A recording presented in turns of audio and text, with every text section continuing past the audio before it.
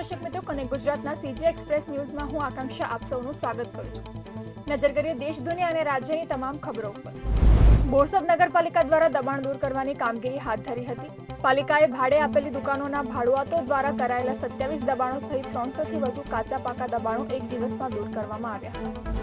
Nadiad collector કચેરીએ ઈ-કેવાયસી કરાવવા લોકોની લાંબી કતારો લાગી છે. નડિયાદમાંથી નાગરિકોએ મામલતદાર કચેરીએ દોડવાનો વખત આવ્યો છે, ત્યારે સરકારી પ્રશાસન ઈ-કેવાયસી માટે આયોજનબદ્ધ રીતે કામગીરી કરે અને હાલાકીનું નિવારણ લાવે તે જરૂરી બન્યું છે. અમરેલીના નાયબ મામલતદારના માતાને ગળાના ભાગે તીક્ષ્ણ હથિયારના 4 ઘા મારી મોતને ઘાટ ઉતારી દેવામાં આવતા ભયનો માહોલ ઉભો થયો છે. કોઈ અજાણ્યા શખ્સે તીક્ષ્ણ હથિયારના ઘા ઝીકીને ફરાર થઈ ગયો છે. આ દિશામાં પોલીસે તપાસ ચાલુ કરી છે.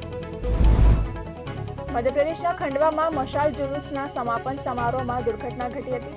મશાલ મૂકતી વખતે અમુક મશાલો ઊંધી થઈ ગઈ હતી અને આગ ભડકી ગઈ હતી. ઘટનામાં 50 થી વધુ લોકો સળગી ગયા. તેમને સારવાર માટે સિવિલ હોસ્પિટલમાં દાખલ કરવામાં આવ્યા છે. સંભલમાં જામા મસ્જિદમાં સર્વે દરમિયાન હિંસા ફાટી નીકળી હતી. આ પછી હવે પોલીસ પ્રશાસન સંપૂર્ણ રીતે સતર્ક છે. આજે શુક્રવારની નમાઝને લઈને છપ્પામાં પોલીસ બંદોબસ્ત ગોઠવી દેવામાં આવ્યો છે.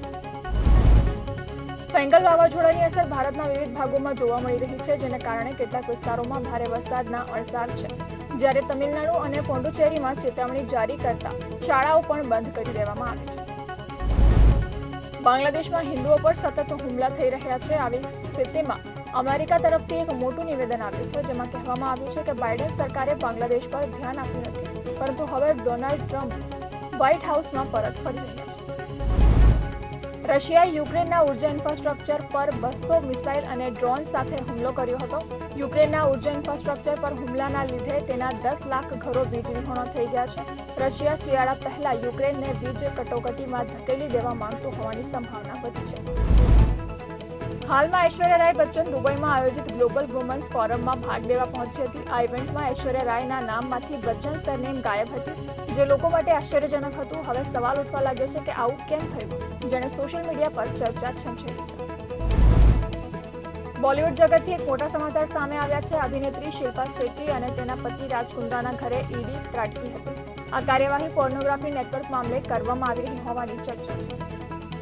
તો આ હતા કનેક્ટ ગુજરાતના આજના સીજી એક્સપ્રેસ ન્યૂઝ. નવા સમાચારો અને વધુ અપડેટ માટે તમે જોડાયેલા રહો કનેક્ટ ગુજરાત સાથે. ત્યાં સુધી મને રજા આપશો. નમસ્કાર.